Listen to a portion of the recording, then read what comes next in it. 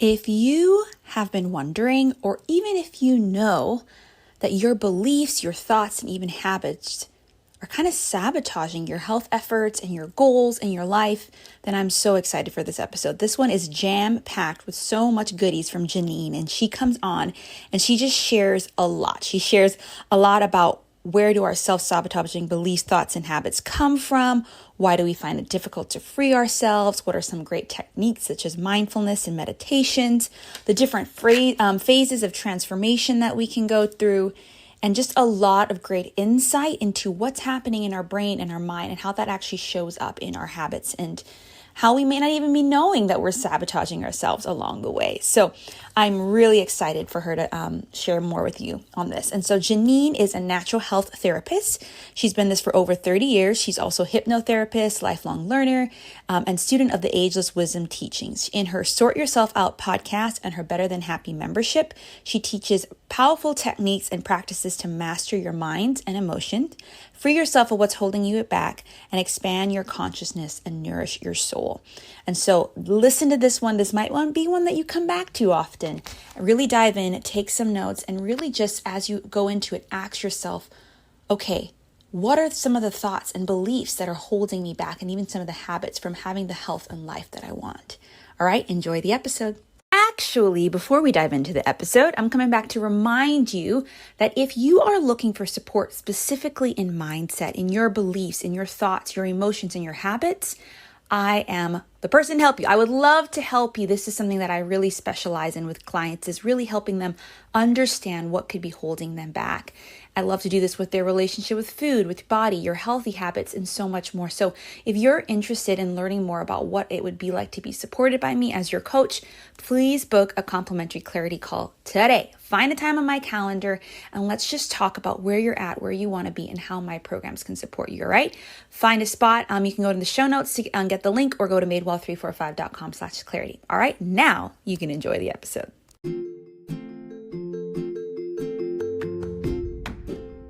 You're listening to the More Than Your Weight podcast, and I am Brianna Wilkerson, your host. You know, over half my life, I really struggled with my relationship with food, my body, and myself. I was constantly finding my worth in my weight, in what I did, in how I looked, and how other people saw me. And healthy living was just about getting that affirmation. But when I started to see that my worth and my health was so much more than my weight, I found breakthrough.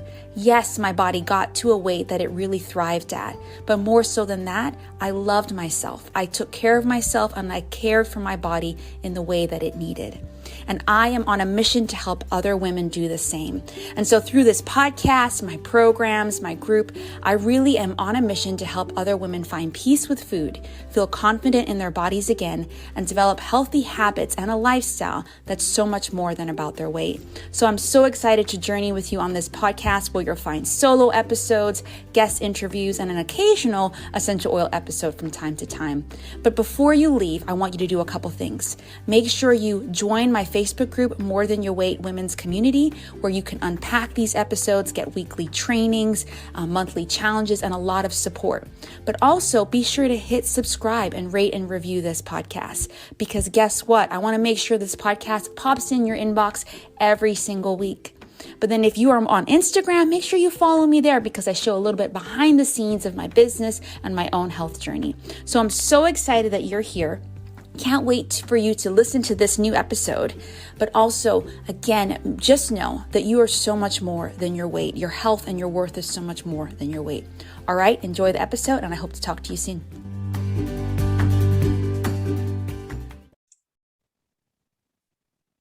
Okay, everyone, welcome back to the podcast. Today, I have with me the amazing Janine Hunt to talk to us all about limiting beliefs and thoughts, and really just the different ways that we self-sabotage ourselves. And I think that term is a little bit not newer to some people, but may actually describe what they feel like they're doing, or not even, what they feel like they're not doing. But I just think this idea of the ways that we can really, our mind can really just like actually push us away from what we're actually wanting in our life. The happiness we want in our life, the health we want in our life is such an important topic to talk about now, specifically around the holidays, and just how, I'm a health coach. So a lot of the women that I work with want to be healthy, but we can even sabotage ourselves if we're not watching what we think. So thank you so much for joining us, Janine. Well, I'm really pleased to be here. Thanks for having me. Yeah. So I would love for you to just start and tell us a little bit about you, your story, what started you into the work that you're doing. And then of course share around your own journey with, I know your podcast is sorting yourself out, with sorting yourself out. Yeah, well, a lot of the stuff that I'm going to talk about today came about because I needed to sort myself out. I'm a natural health therapist, and I got into that at a young age. I was in my early 20s, and I've I've been studying that and working in that area for over 30 years. But alongside all of that, I was also a bit of a party girl. And I moved to France. I'm Canadian, but I moved to France when I was in my early 20s. And I had all these romantic notions about being in France and the sort of lifestyle that went along with that. And to cut a long story short, I got through rather a lot of wine. And eventually that became problematic for me. I was having health issues, and I was still, functional and everything, but it just became evident that something needed to shift. And so I decided that I was going to quit drinking, and I struggled for years to do it by myself, and I'd be on again and off again. And in the end, I came across a book called How to Control Your Drinking by Alan Carr. Anyone has problems with drinking and or smoking, I recommend that you try this technique. Read the book. It totally freed me after years of struggling. I was just liberated of the desire to drink. And to me, it was just like a miracle. And I thought that quitting drinking was going to be the answer to all of my problems. But really, it was just the beginning of a long process of sorting myself out, because I realized that even though that one issue was gone, I was then left with all of this shame and guilt and self-hatred and things like that, that I guess the drinking masked. And I really felt like a mess. And I felt like, I was 38 years old, and I thought, oh my God, have I wasted my life? And I felt guilty because I was into all of this natural health stuff. And yet I had all of this going on alongside it. And anyhow, I was just feeling really overwhelmed and lacking in self-esteem. And so it all started to really turn around for me when I went on a silent mindfulness retreat. It was just a weekend long, but I was just really feeling like I needed solace, and I had this permeating feeling throughout me that there's got to be more to life than this. And this meditation and mindfulness retreat just turned my life around. And I was just so relieved. And through using these practices, I actually began to experience inner peace and joy and to feel good in my own skin. And also that idea of just reading a book and being able to get rid of this addiction that had held me in sway for so many years really had an impact on me. And so I was already training as a naturopath at that time. And I decided, oh, I've just got to learn more about the mind and the power of the mind. I was just obsessed with this idea of the power of the mind to turn our lives around. And so I trained as a hypnotherapist as well. I barely finished my naturopathy training, and I just went bam, straight into hypnotherapy. And so these days, I have a website called The Inspiration Cloud, and a podcast, like you said, called Sort Yourself Out. And I also have a membership called Better Than Happy. And the main thing I really want to help people do is to free themselves of their hangups and to just really liberate themselves and to help them good in their own skins, and to learn practices that really nourish their soul. Because that's something else that really came to me around that time when I had that need for a deeper meaning in my life, was that I started getting interested in spirituality. And prior to that, I was an atheist. And as soon as that boozing was out of the way, it was just like, bam, I was open to all of these new areas that previously I had been closed to. So I became a student of the ageless wisdom, and that's a big part of my life these days. And so I like to include some of that in my teachings as well. So a lot of it's about freeing yourself and really getting in touch with things that are meaningful and significant in your life to really nourish those good things in your life.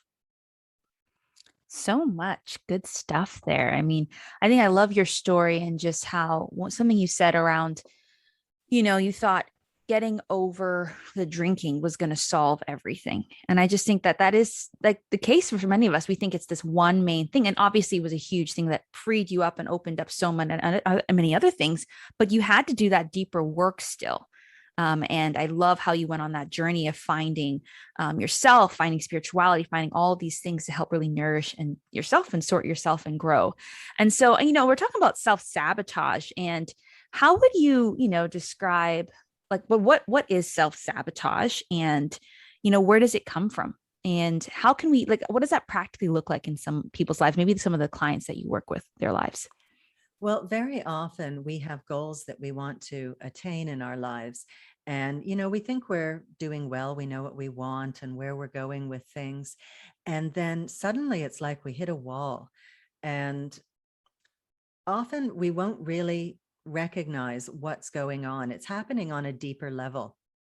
And, we've all, as children, experienced conditioning from the time that we're born until pretty much about 7 years of age. We are like sponges, and we're just absorbing all sorts of things from the world around us. And we get ideas about ourselves and the way the world works predominantly from authority figures like our parents, especially our parents and other family members, but also from teachers and from the society and the culture we live in, and even from influences from the media and TV, the things we see on TV, and from our friends at school. And all of these relationships that we have can instill ideas into our consciousness. And because we're taught from a young age to respect authority and to obey our elders and our teachers,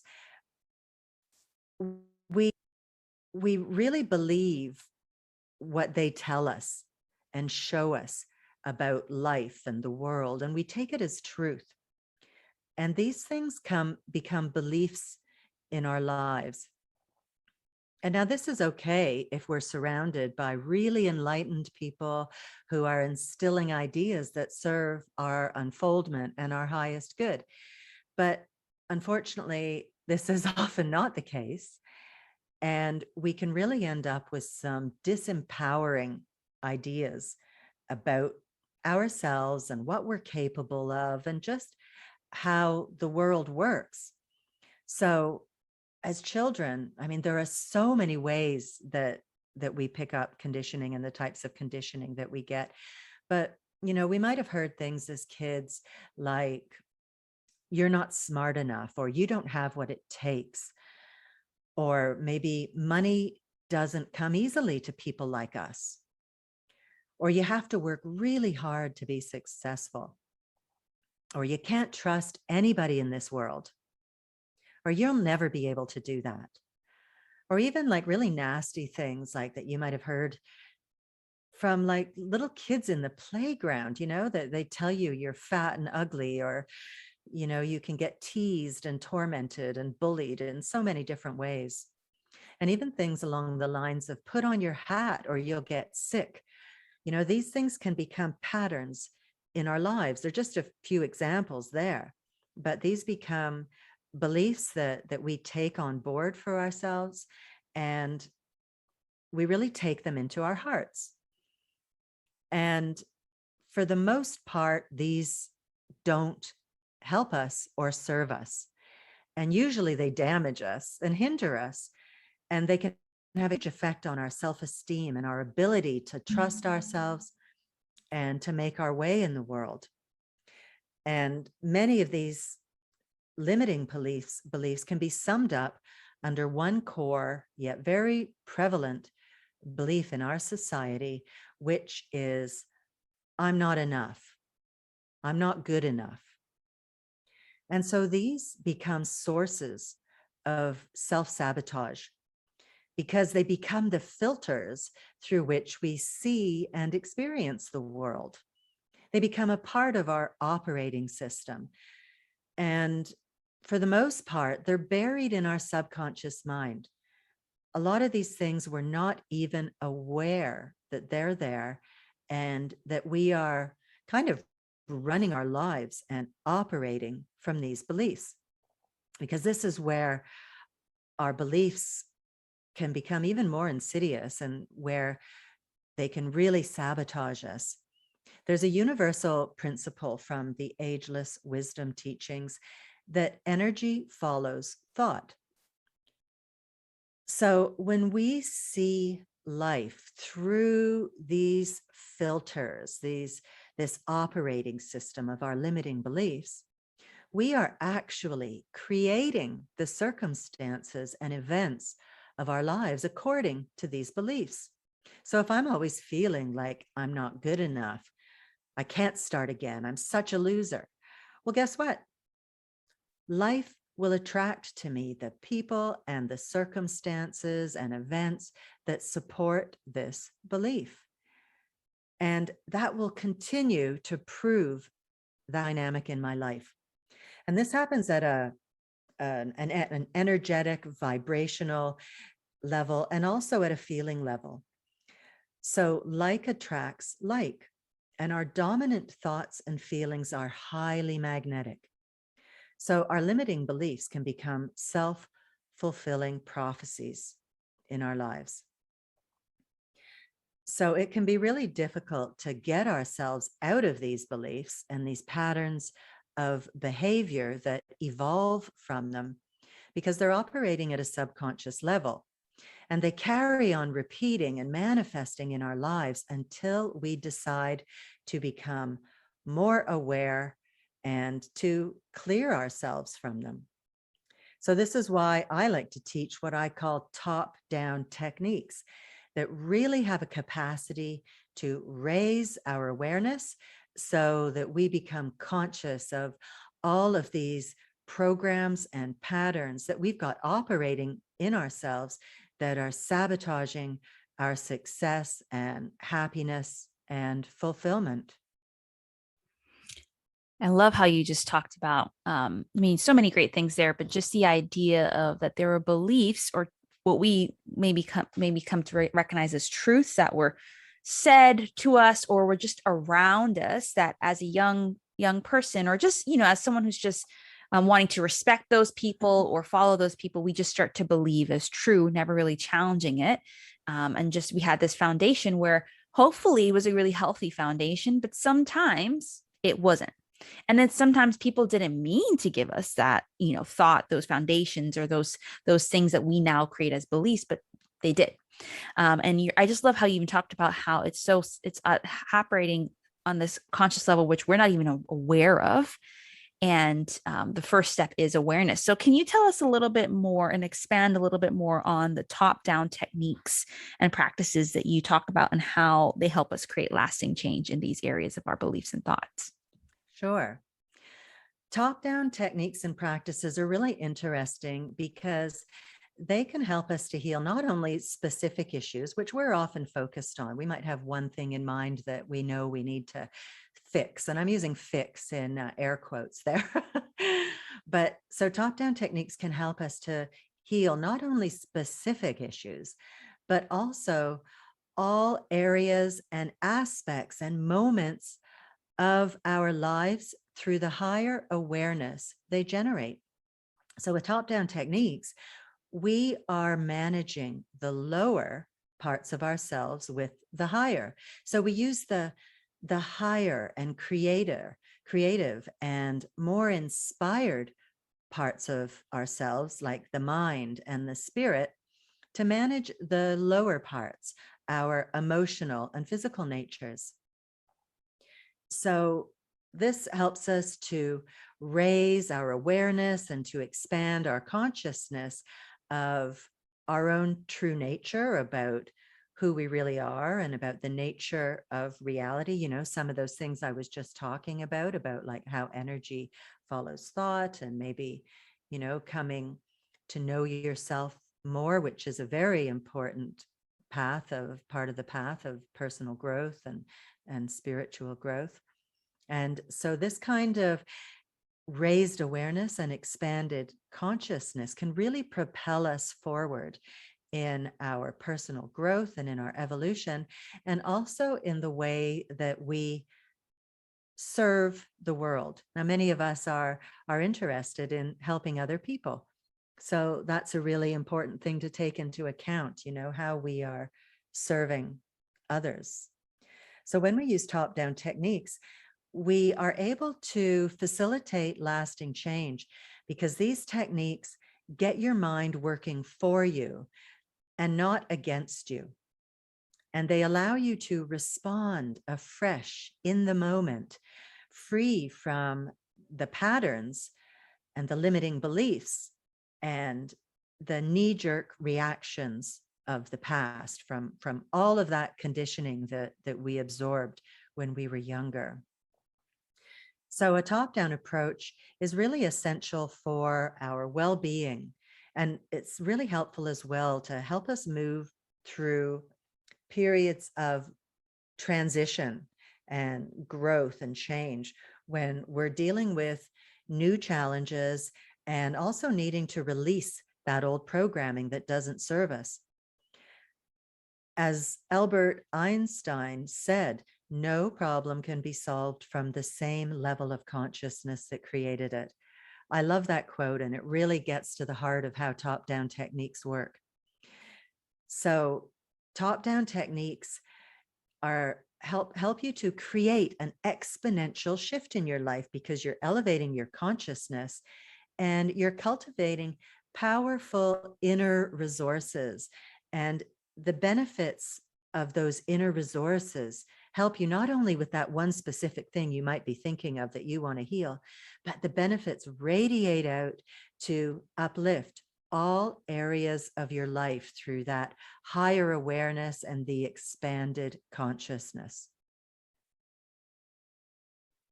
So what are some examples of these top-down, techniques that could help us with that expansion, that more awareness, and with our minds and our emotions? Well, I teach many different top-down techniques through the 3 phases of transformation. And so the 3 phases of transformation is a top-down approach that is all about making your mind work for you and not against you. So as long as you have conflicting or limiting beliefs or patterns of behavior buried in your subconscious mind, they will always win out and stop you from making the change you want, even if you really want it. So that's where the self-sabotage really gets us. So I'm going to talk about the 3 phases of transformation. And then we can look at how certain top-down techniques use that. Is that okay? So the first phase of the 3 phases of transformation is raise your awareness. And this phase involves us becoming aware of what is going on in the subconscious mind. Because believe me, as I discovered when I quit drinking, it can really be an unholy mess in there. And until you shine a light on all the crap that's going on in there, you're really at its mercy. And it will be a major source of self-sabotage for you. Phase number 2 is liberate yourself. And this phase is all about liberating ourselves from the unhelpful ideas and the untrue suppositions and limiting beliefs that we discover lurking in our subconscious minds, blocking our success and our aspirations. And phase number 3 is all about reprogramming your mind. And in this phase, we reprogram our minds at the subconscious level with new beliefs that facilitate lasting change. And there are 2 really important aspects to this phase. Firstly, we choose the beliefs, the helpful, nourishing, and progressive beliefs that we are going to install in our minds. We use our intention, our focus, and concentration to empower and energize the things we want to create and see and experience more of in our lives. And we stop focusing on all that stuff we discovered in phase one, because energy follows thought. And we want to let go of the limiting beliefs and that disempowering self-talk that form our self-sabotage. And the second aspect of this phase of reprogramming our minds is that we use techniques and practices that make the mind receptive and that allow us to install new beliefs at the subconscious level where they will be accepted. And this makes a huge difference from trying to install beliefs from a purely conscious level. So those are the three phases of transformation, and they're all about making the unconscious conscious, freeing ourselves from our hindrances, and then consciously choosing and installing at a deep level the beliefs that will uplift our well-being and get us where we want to go. I know you're going to like this. This is like transformation from the inside out. And I know that you follow a similar approach. And the great thing about that approach is that it's the kind of transformation that works.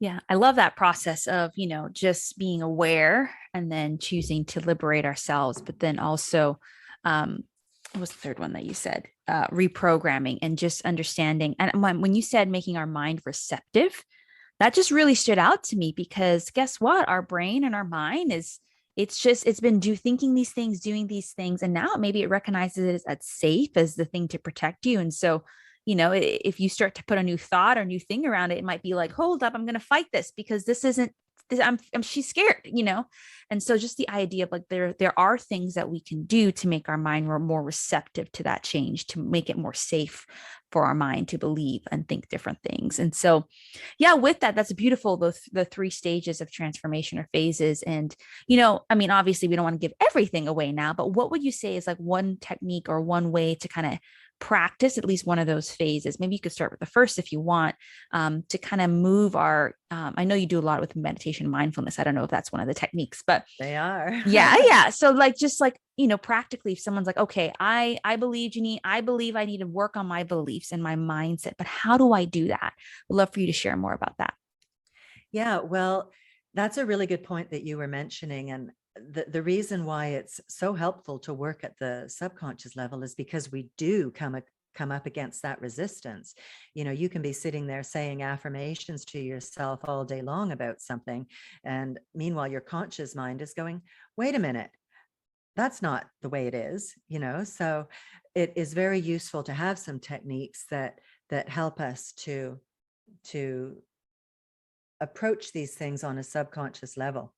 But some top-down techniques that really help us to master our minds and emotions are my two favorites are definitely meditation and mindfulness. And they, like I said, they just helped me so much. And they're both excellent for not only training your mind, but also achieving inner peace. And I just count them as the best things I have ever done to improve my well-being. So meditation is really helpful in all three phases of the three phases of transformation. So in phase one, which is raising your awareness, meditation helps you to become aware of the contents of your mind. And you'll most likely find some unpleasant and unhelpful thoughts surfacing when you try to meditate. Like I was just appalled at what I discovered going on in my head when I started meditating. But it allows you to recognize patterns of thinking and the unhelpful self-talk that's always swirling around in our heads and that is a major source of self-sabotage. And in phase 2, which is liberating yourself from limiting thoughts and beliefs, meditation allows you to recognize the thoughts and beliefs that are floating around in your head are not necessarily your own, and that they're not necessarily true. Like you might have a thought pop up and you recognize it, like it stops you and you think, hey, that's not even mine. That's not my thought. That came from my mom.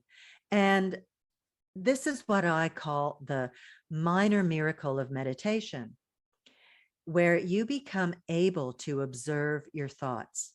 And the magic moment is when you realize that you are not your thoughts, you are not your emotions, you are the observer of your thoughts and emotions. And that's it right there, becoming the observer of your thoughts and emotions. And in the Ageless Wisdom teachings, this is known as cultivating the attitude of the detached observer. And this little bit of distance or detachment is priceless. This ability to observe then translates into your daily life, freeing you from those knee-jerk reactions and the conditioning from the past. And you are free to choose new ways of expressing yourself. So that's huge. That is really big. And in phase 3, which is consciously reprogramming your mind with the thoughts and beliefs that serve your well-being, meditation informs you as to what your needs are and which qualities you might like to develop to counteract all the crap that you've discovered betwixt your ears. You might want to work on self-love or feeling more gratitude or motivating yourself in compassionate ways rather than beating yourself up. And there are just so many benefits to meditation. I'll just list a few of them for you here, like feeling calmer and more relaxed. It gives you an increased ability to manage stress and to act calmly and wisely in stressful circumstances. It improves your concentration and focus, and it improves your relationships. It improves your immune function and your general health. And yes, it can even help you to look younger. It helps you to be more in control of your emotions, and it improves your ability to cultivate compassion for yourself and others. And it really helps you to feel better within yourself so that you're less needy and self-absorbed, and therefore more available to help others. But the ability to monitor your thinking and to consciously choose your thoughts and actions is a really important development when you begin to meditate. And this factor alone has immense knock-on effects that will permeate all areas of your life. David Mickey, who wrote the Dalai Lama's Cat series of books, are really good. I recommend you check those out if you're interested in meditation and mindfulness. They're great books. He said, if meditation were available in capsule form, it would be the biggest selling drug of all time. And I really believe this. There are just so many benefits to beginning a meditation practice. And another really helpful practice that goes great with meditation, or just a standalone practice that you start to incorporate into your life, is mindfulness. And it has many of the same benefits as meditation. But the really great thing it teaches you is to live in the present moment. And this is so important because so many of us we're lost in our thoughts, and we're just constantly obsessing and fretting and regretting the past, obsessing about the past, or we're worrying about the future, kind of projecting ourselves into the future with worry. So you learn to be the dispassionate observer of your thoughts and emotions rather than being at their mercy. And this is really and truly the path to inner peace. I mean, just think how much happier and peaceful that you would be if you eliminated all that festering that takes up so much of your time and your energy and your mind power. So these two practices can really free us of our past conditioning and interrupt our automatic behaviors and reactions so that we can respond in the moment according to the needs of the moment, rather than reacting according to the ways of the past and the ways that we're being triggered and the coping mechanisms that we developed as little kids. Because, we're adults now, and we don't want to be living and creating our lives based on the past and all of that old crap. So the more we are in the present moment, the better, because the present moment is our point of power. And meditation and mindfulness really allow us to harness that power, and they enhance our lives beyond all recognition. I love that. I love the idea of being present in the moment as well. I just think that's actually present is actually my word of the year, because I just felt at the beginning of the year that I'm someone who's constantly planning for the future, not in an anxious or stressful way. Just it's just something that I think about, like, oh, wouldn't this be cool to do this? But then I could be missing out on the current moment if I'm not careful. And but also that coupling that with meditation, where you're just like allowing yourself to think and get to the core of your beliefs or what you're thinking or what you're feeling, which so many of us like hide from, actually, because it's uncomfortable or we don't know how to do it. And so we just kind of try to, what you were talking about in the beginning, treat the lower thing. We just try to treat the what we think is the issue, when we go deeper, there's other things at play, right? And so Yeah. I love how you coupling those two things together. And some people might have different names and different ways to go about doing it, but just the idea of like allowing ourselves to go deep into our mind, not being scared of it, and also then allowing ourselves to also be present in the moment. So if someone wanted to start this idea of like meditation or mindfulness, like what are some pointers that you have for them? Where can they get started? Well, the best form of meditation is one where you concentrate on something. It's not about trying to empty your mind. So if you'd like to start meditating, I'm going to give you some tips to get going, because many of us have an enormous amount of resistance to starting a daily meditation practice. We know it's a good thing and we've heard so many benefits, but we actually struggle to make it a practice in our lives, a daily practice. So I suggest that you start small and don't place too much pressure on yourself to meditate for long periods of time, as then you're much more likely to stick with it. And with meditation, it's really important to understand that a few minutes every day is way better than long sessions sporadically. So it's the daily rhythm and building that daily rhythm that is important, and that's really the deeply beneficial part of meditation. And also, if you keep it short, just decide I'm going to start meditating and do 5 minutes a day, you'll be able to make time for it, because we can all find 5 minutes. Whereas if you say, I'm going to do 20 minutes or an hour of meditation today, you're going to weasel out of it. It's just the way it goes. Life is busy, and you're much more likely to begin and to make it a daily practice if you start small. So just say, right, I'm going to start with 3 minutes or 5 minutes, and you'll be able to find that time. So I'm just going to give you like a really simple way that you can start meditating. It's really easy. I call this doable meditation. And so all you need to do is just sit comfortably in a regular chair. You don't need cushions and all sorts of paraphernalia to start meditating. Just sit in a regular chair with your back more or less straight, but so that you're comfortable, and close your eyes and concentrate on your breathing. So, what you do is you allow your thoughts to just pass by like clouds in a clear blue sky without getting caught up in them. And you just focus on your breathing. So, a technique that I like to do for added concentration is to count your exhalations. So, you're just breathing normally. And then as you exhale, you mentally count one. And then your next exhalation, you count two. And so you carry on like this, mentally counting your exhalations until you get to 7. And then the next exhalation, you begin again at 1.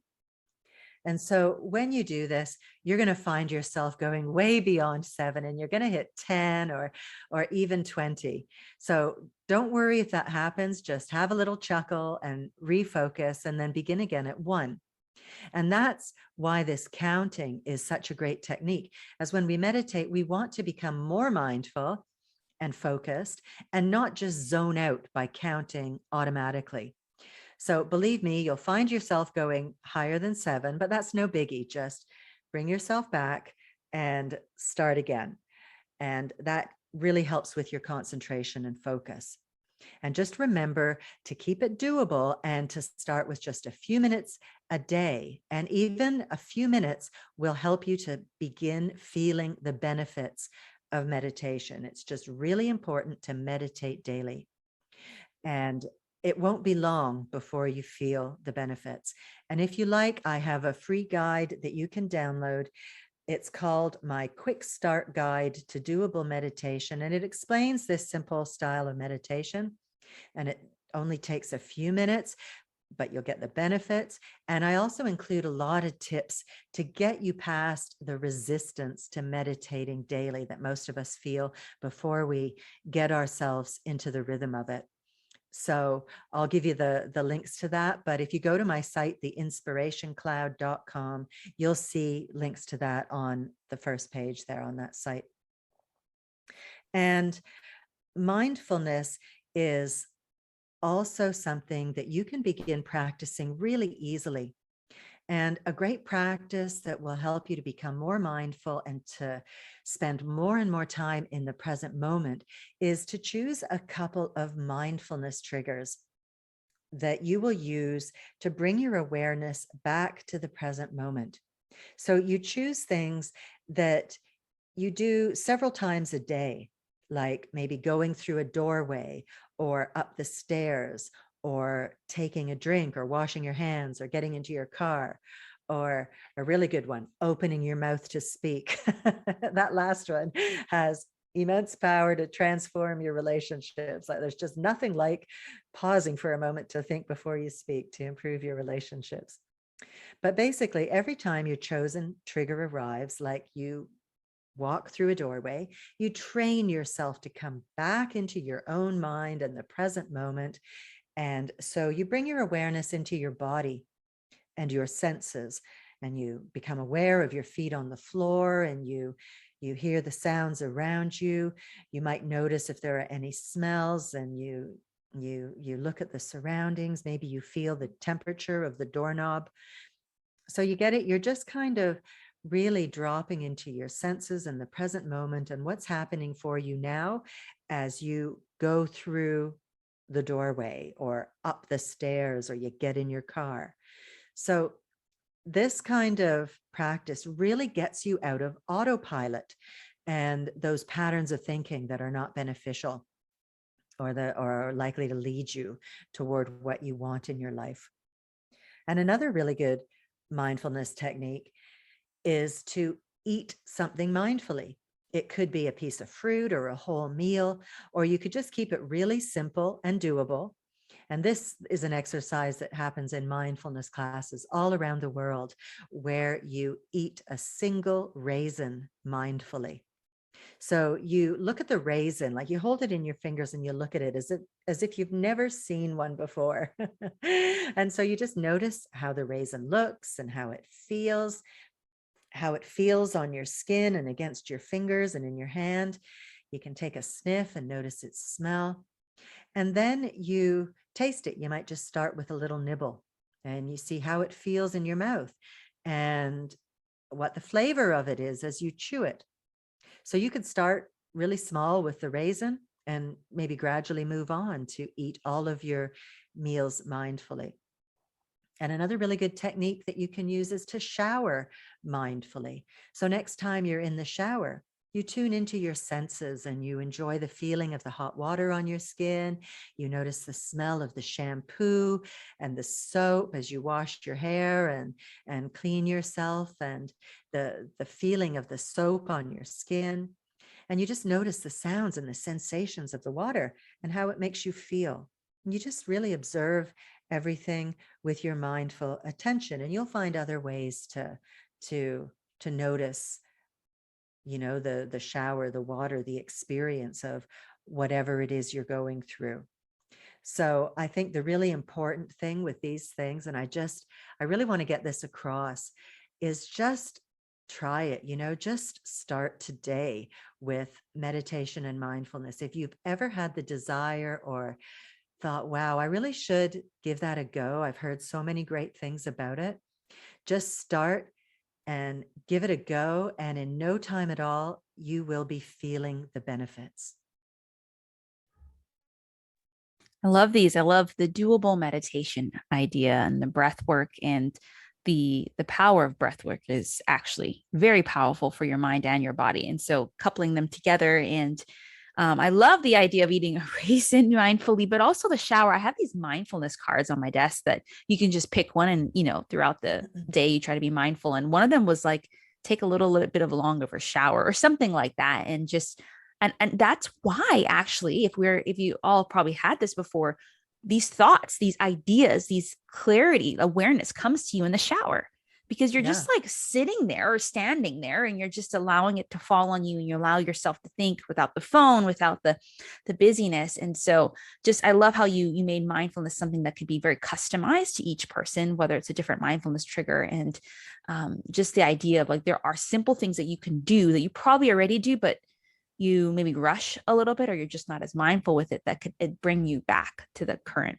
presence. And so I love the quick start guide meditation that you talked about, but I know you have another free resource that you wanted to offer to us. So I wanted you to give space to talk about that as well. Yeah. Well, I've got a free guided meditation that I would love to share with people. It's called the Inner Smile Meditation, and it's a meditation that's really close to my heart. And it is designed to really rev up good vibes and good feelings within yourself and to get your endorphins flowing. So, as always, I like to use techniques that are short yet powerful. We're busy people and we don't necessarily want to spend hours doing things.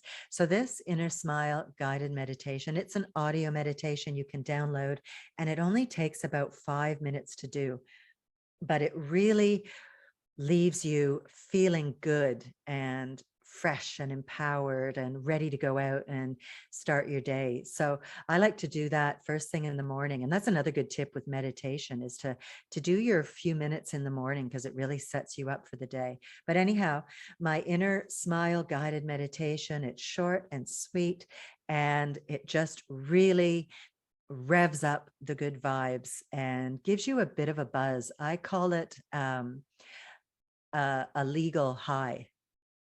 It really, gets you feeling happy and ready to take on the world. Mm, And one thing I like about it as well is it really gets you sharing your good vibes with the world as mm-hmm, well. So mm, they're for your own benefit, but also you're radiating them out in the world as you do this guided mm. meditation.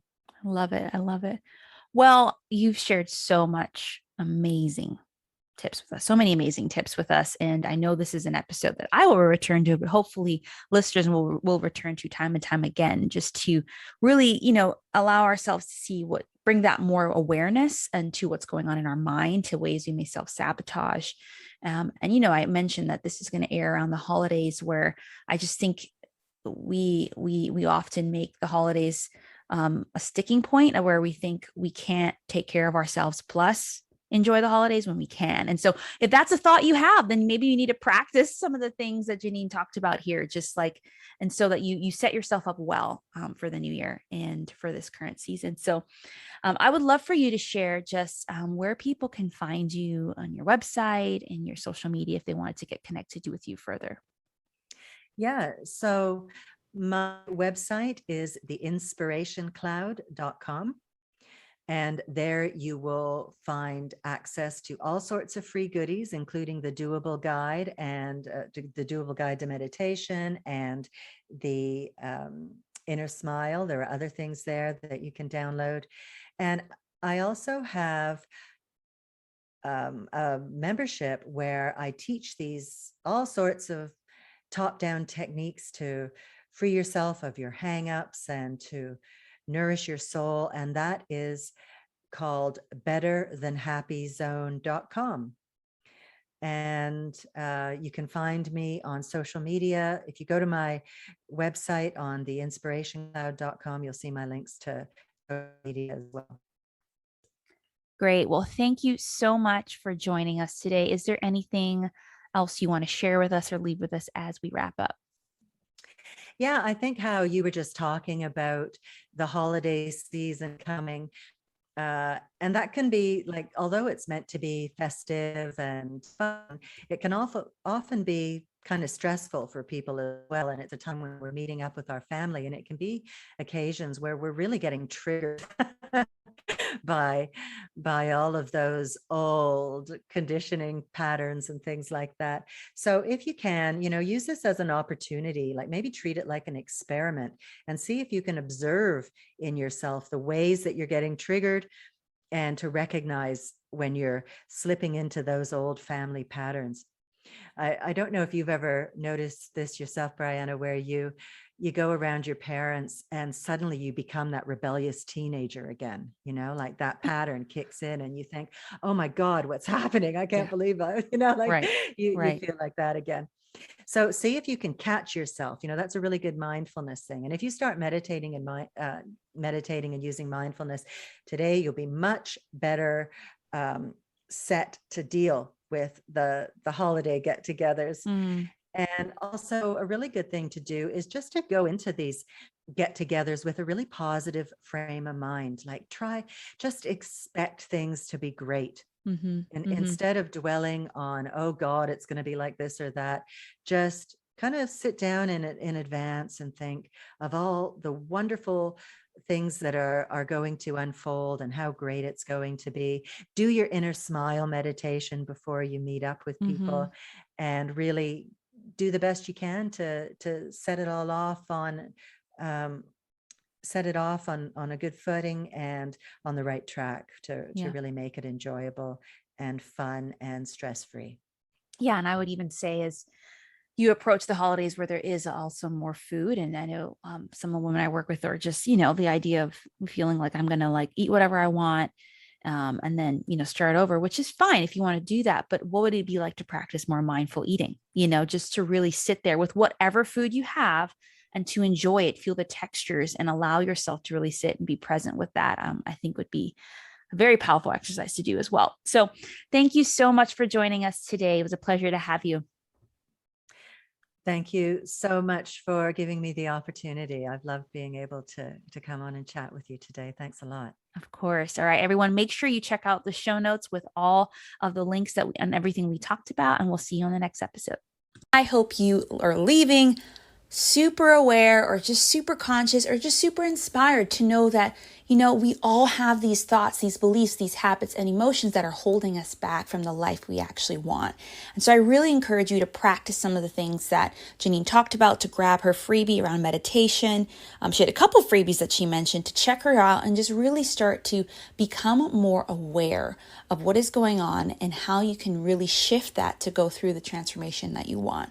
And if becoming more aware and actually transforming your health, your habits, your relationship with food is something that you are eager to do, I would love to support you in that. I actually currently have some one-on-one coaching spots open.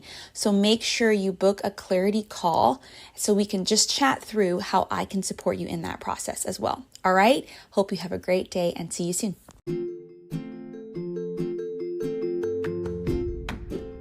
That's a wrap. That's another episode of the More Than Your Weight podcast. I hope you're leaving encouraged and inspired and empowered to go out there and know that your health and your worth is so much more than your weight. So before you go, again, do a couple things. Make sure you join my Facebook group, the More Than Your Weight Women's Community, where there are daily posts, weekly trainings, and just a lot of support to unpack these episodes, as well as get support in your More Than Your Weight journey. Make sure you also follow me on Instagram, where I show my behind the scenes of my own health, but also just how I care for others along the way. And then make sure you subscribe and rate and review this podcast, because more women will see that, but also you'll get new episodes every single week. All right, I'll see you on the next episode and can't wait to support you more.